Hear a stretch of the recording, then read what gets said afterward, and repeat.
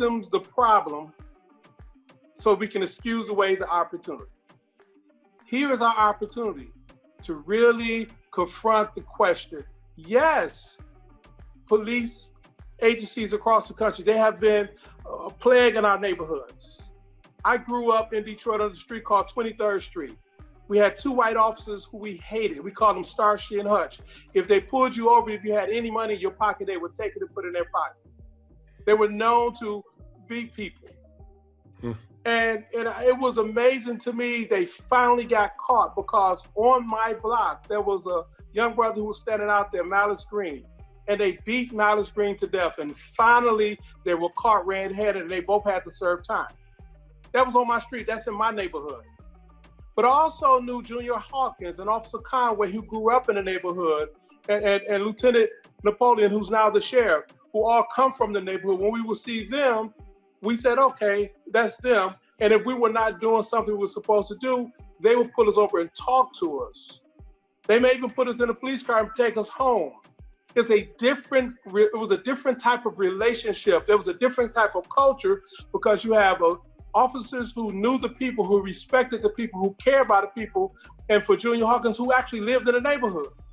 And you had officers who didn't care about the people, who was racist to the core and used their power to exploit the people when they didn't even live in the city of Detroit.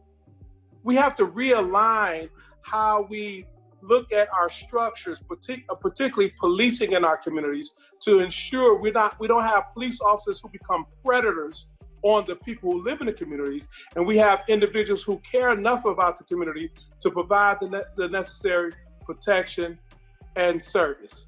So thank you for this opportunity, but we are at a juncture. It is about our heart, but it's also about our head. It's a foundation of a history that we can learn from, but it's forward-looking. We have to move from protest to power. First, I wanted to just comment on what you said. This has happened so many times. We've had the moment before, but nothing's changed. My prayer is there's the process of stacking. There's been stacking going on for centuries, for decades. But when somebody overreacts to something, if you overreact to your own child or to another human being and you realize you feel bad afterwards, you don't overreact because of that moment. You overreact because it happened again and again and again till you hit a tipping point. I mean, Eric Gardner couldn't breathe and we didn't get enough of this result, but maybe Arbery, maybe Floyd, maybe all these together finally hit this tipping point where it can change. So my last question for you, and I've got to go to Charlemagne, I really appreciate his time, is what do you want to come out of these protests now at this point? And why have you, there's a big push to defund the police and there's a lot of controversy on all sides on that. Why are you not endorsing that so that people understand your perspective and the NAACP's perspective on that? And what do you hope is going to come out of this protest? What do you want out of this protest to occur? Well, the moment of protest is great. It has stirred up the type of energy. It has given a lot of people the courage to stand up and identify in this moment. It is just not about Mr. Floyd. It's about racism. We've heard more people pronounce the reality that racism is real. For years, people would deny it even exists. This administration is still denying it exists. Racism is real. That's one good thing. Now what you're going to do about it, it's time to take the protest and march to the polls in November.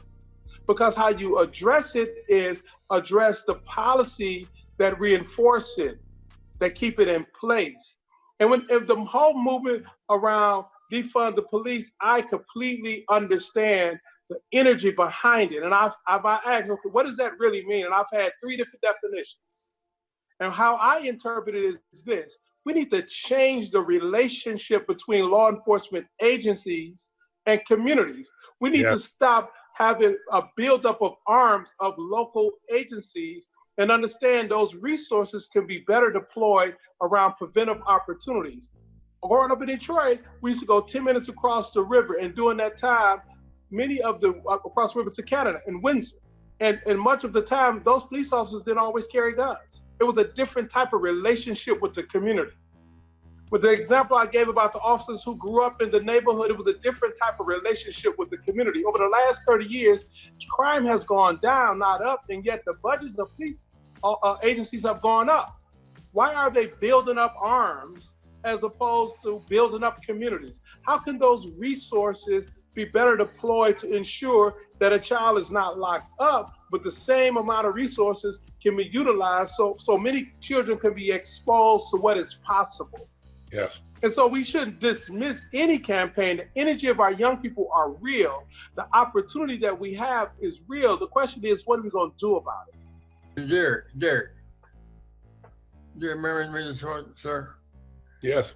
As we moved in politically, white trade unions moved to suburbs, and police offered the right to be non-resident. So in Minneapolis, 96% of the police don't live in Minneapolis.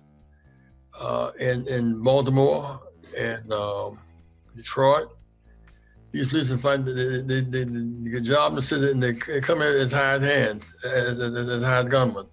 So it's the residents is one of the residents for police, firemen, and teachers.